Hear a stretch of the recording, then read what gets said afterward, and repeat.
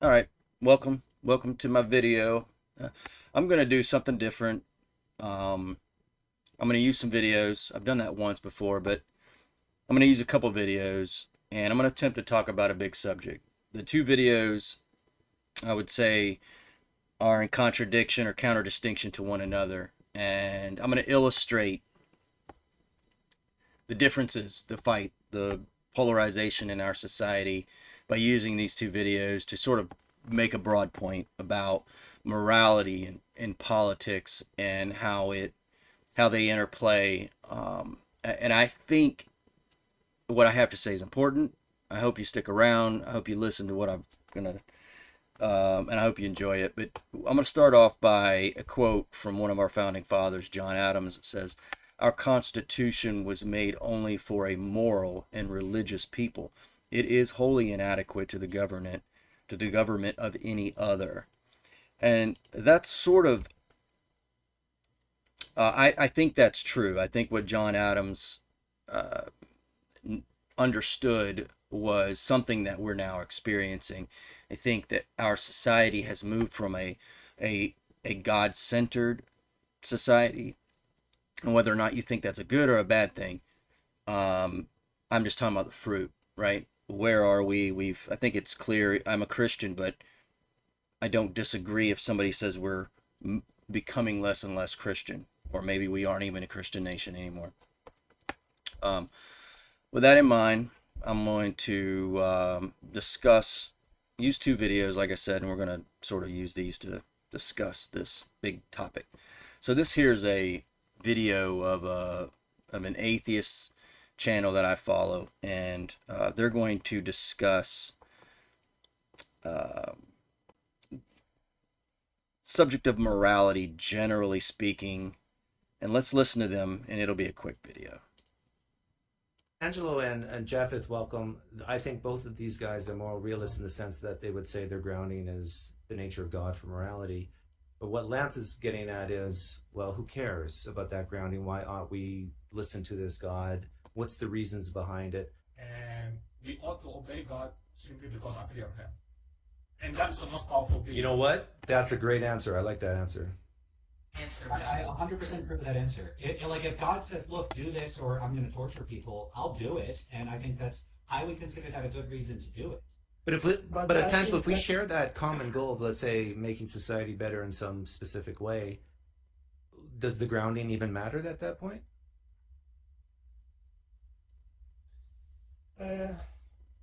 Well, I mean, you look it from the perspective that we are all there is, but I see it from the perspective that God created everything.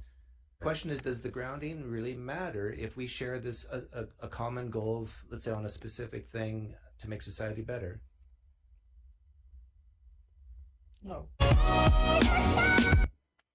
Okay, so that's the end of that video there. And I think the point that they're driving home there is this idea of, when they talk about the grounding of morality, God, the existence of God, the motivation that can instill in somebody, whether that matters. So theoretically speaking, if you have two people, one's a theist, the other's an atheist, if they share the same common goal, does it matter? And I think the theist there answered that question correctly in the confines of that question.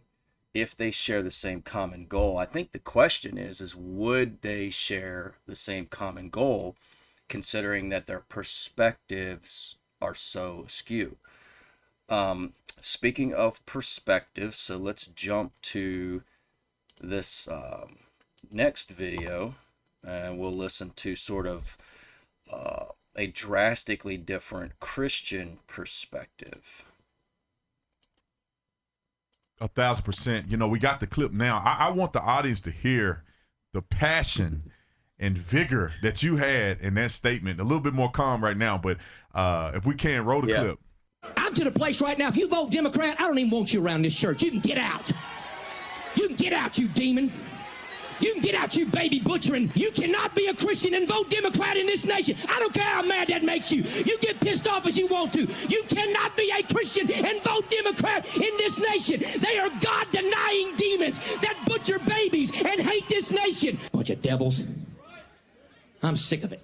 I almost want to jump out this chair and shout. Okay. So I think that pretty much, so I'm not sure, what somebody watches at. I'm interested, my guess is that sort of video will elicit sort of reactions, all over the place.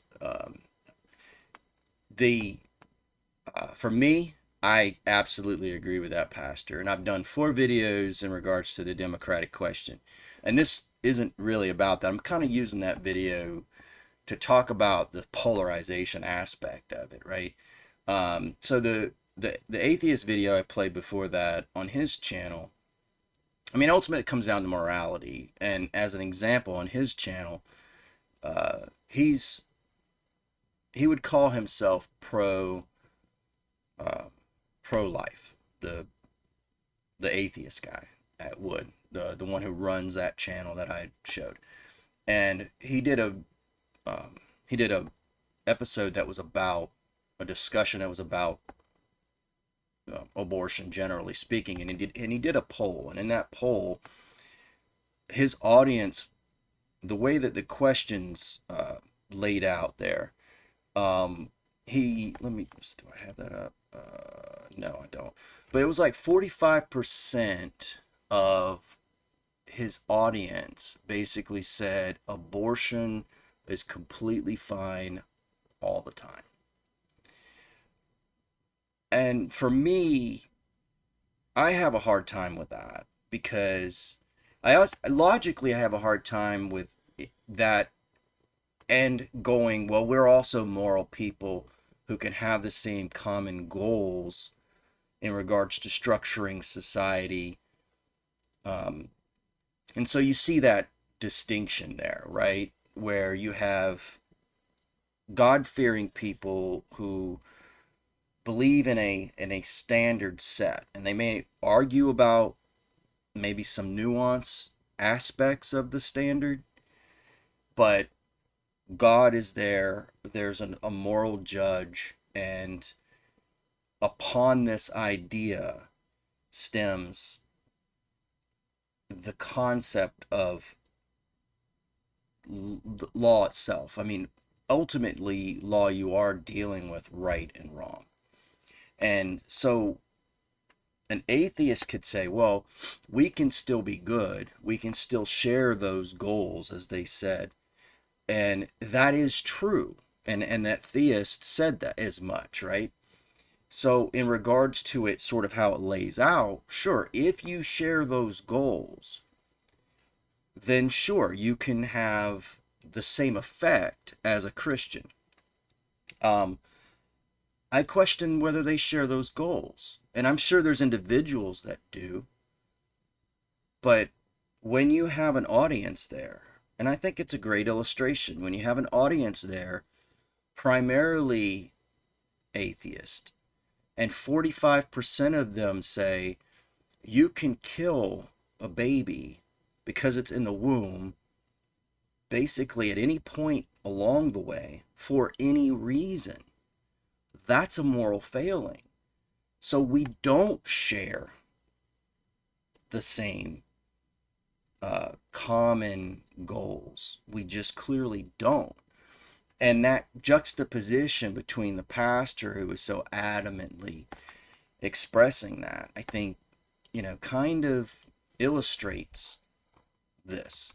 The thing, so we talk about law. What is law, generally speaking, right? Law, the thing about law is enacted after a crime is committed, right? I'm talking about secular law. Secular law is punishment for actions taken. It's after the fact. This kind of gets to this one thing that I'm going to get into is the Uvalde shooting. But before I go there, I need to establish something that I think has frustrated me for some time about our society. And this isn't a moral question, it's a logical question. If secular law is to apply to punishment after a criminal has done an act, per se, let's assume they're guilty, right? For the sake of this, you have to realize that means that only the threat of punishment is protection. This idea that cops are protectors of people is an odd one to me. I don't understand that. I mean, I'm sure they will, as individuals, usually protect who they deem to be the innocent. They don't know who the innocent is. I mean, how often do we see, I mean, this is part of our argument in society now, is are they accurately assessing people, fairly?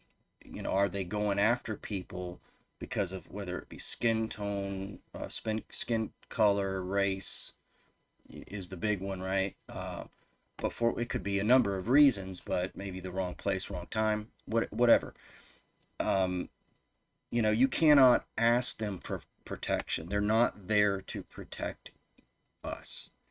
And so, and this is important to sort of, get into, because when it comes to us not being a Christian nation anymore,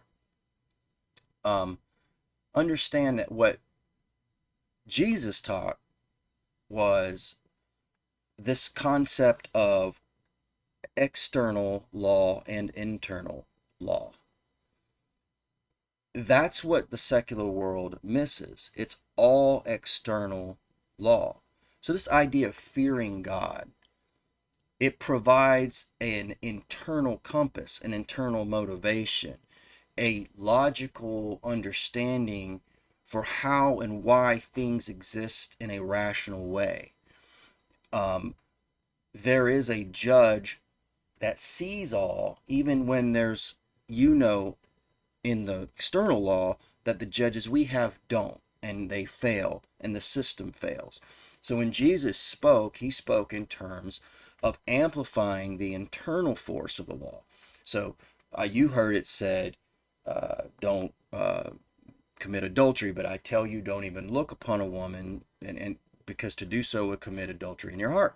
So there's this concept of where the focus is don't go down the road, change your heart. That's what Christianity does. It focuses on changing people. The difference is external versus internal. And the deal is this too. It isn't either or, it's both and. Because Jesus was not doing away with the external law. In fact, he adamantly said not one jot or tittle. He's basically explaining to you what was already in the external law, the motivations for this, the idea that, there are repercussions for societal breaches. And so he's saying that, why don't you as an individual, instead of looking to see if anybody's watching, why don't you change your heart so that you're not doing unlawful things? That's what Christianity does. So the idea that you go, well, we're going to throw that out. We're just going to throw that internal compass, that internal motivation out. And we're going to say, we could still share your goals though. I don't think you can share those goals at that point. And I don't think that, as far as it laying out in a utilitarian way, I don't think the results are going to be anywhere near the same. So you will get 45% of people who go, kill them anytime for whatever reason. Who cares, right? And so in regards to what the pastor was talking about, you notice his was very political, talking about the Democratic Party, but notice that when it comes to big government, and that's the way I want to focus, big government, we keep getting bigger. So as we go from a less Christian society, and a more secular society, we have a larger government. Why? Because the external has to get larger, right? The internal motivation of people, and this goes to what John Adams said, and this is why big government violates our constitutional rights. John Adams is saying you have to have a moral people. That morality comes from religion. So you have to have a religious people to have this sort of constitution, to have the freedom. Because this is what people on the left do. They think everybody's going to kill people. They can't control themselves. This is just me, could it be that they can't control themselves, so therefore they project that onto others and say, well, someone needs to control us. Someone needs to control society. I mean, this is the thrust of what they say. Government needs to be big. It needs to make everything fair for us. It's going to change the weather. Everything that the Democrats and the left side say. Of course they do, because when you don't have that internal thrust, you have to have a heavy-handed external thrust to balance it, right? That's, of course, it's what's going to happen. And notice, too, it becomes larger and larger, right? It expands. And what happens is, and religion isn't the panacea of greatness here, okay? I'm talking about Christianity only in this respect, because religion itself acts in the same way that secular law does, right? You've got an external religious law, and it is abusive as well. You've seen this all through history, right? All you have to do is have a justification for power to abuse the voice of the minority. It doesn't matter whether it's secular or if it has a religious veneer on it. And the point I'm trying to make in that is to say that the secular people claim to be more sterile and less negatively motivated in that aspect of what bad religion brings, but they're just like bad religion. You notice that the left cozies his bosom bedfellows with Islam. Why? Because Islam brings with it an external law. An external law, right? Islam doesn't change your heart. That's not its focus. You want to become a Muslim? You just say the words. There's no God but Allah, and Muhammad is his messenger. And, you do these things, right? It's concerned with your actions. So you can put on a show and be a Muslim. Okay? Same thing when it comes to the secular. You can be an evil person on the inside, but as long as nobody sees you committing the crime, then the law isn't going to apply to you.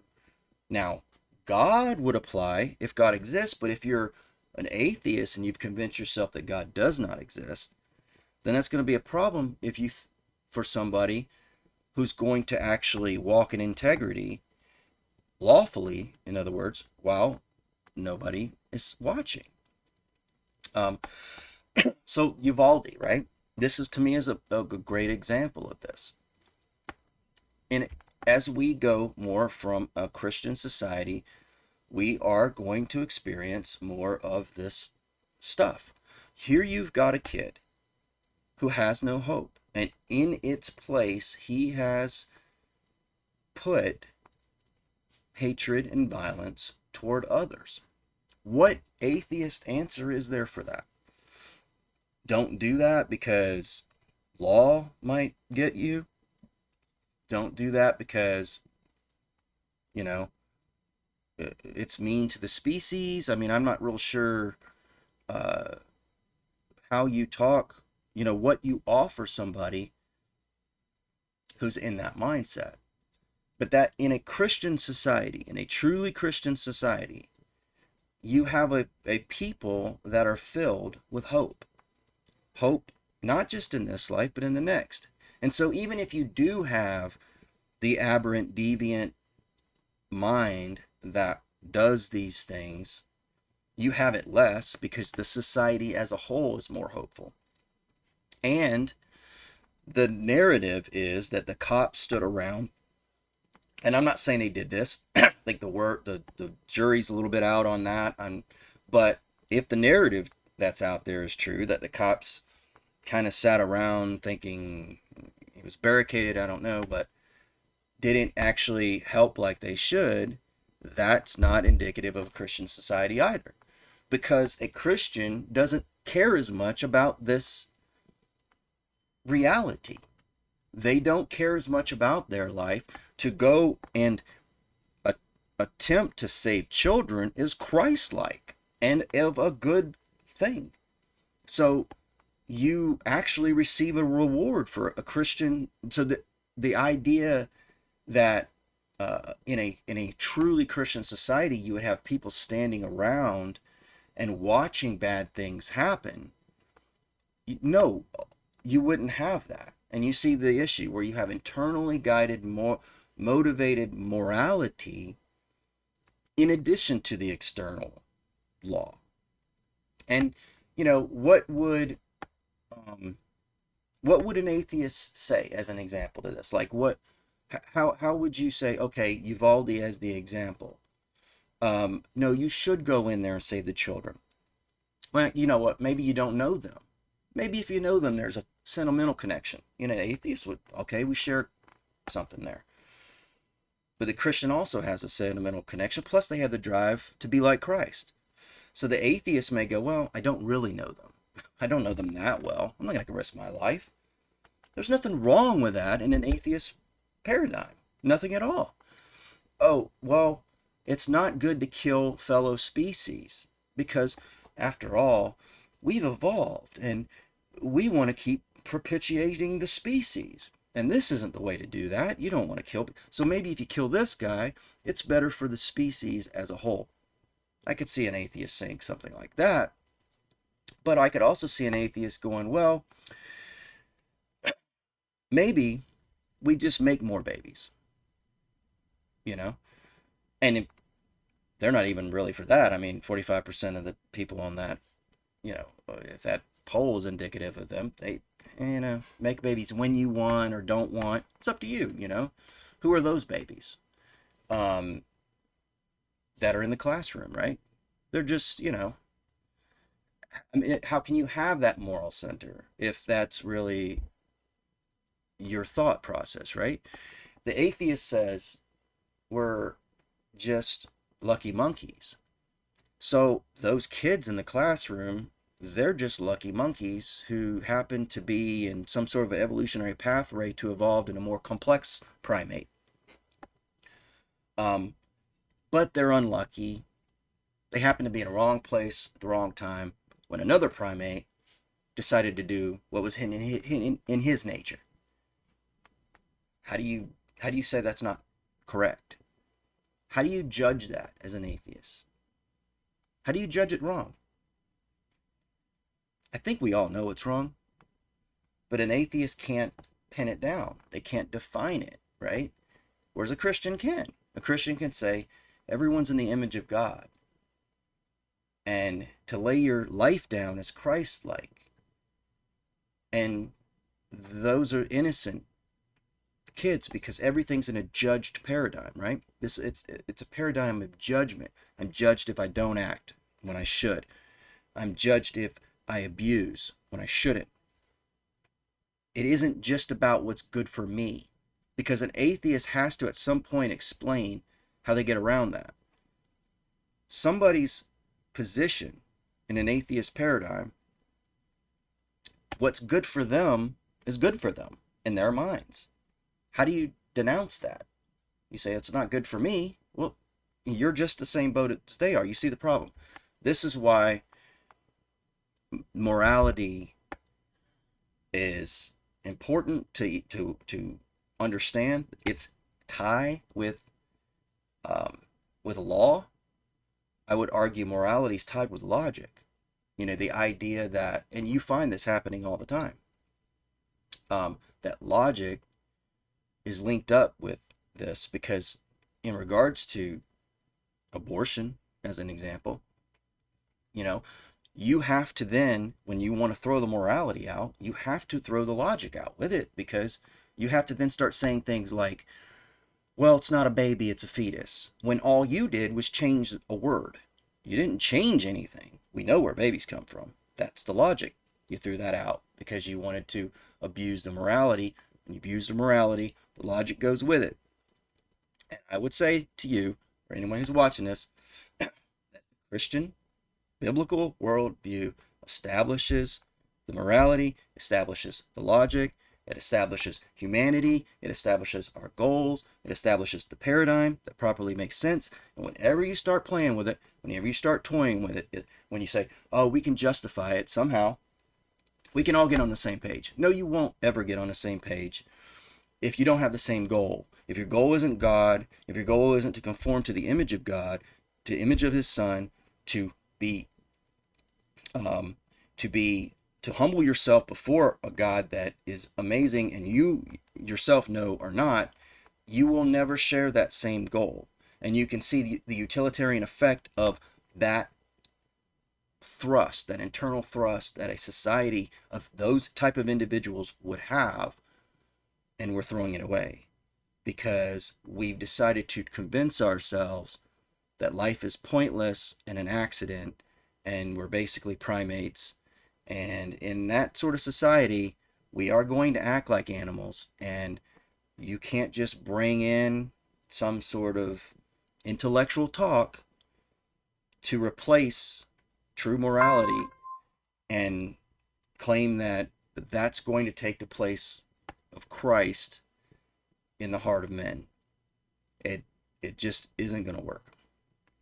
And so I hope this turned out well. It sounds okay from what I said. So that's basically the points I wanted to get across.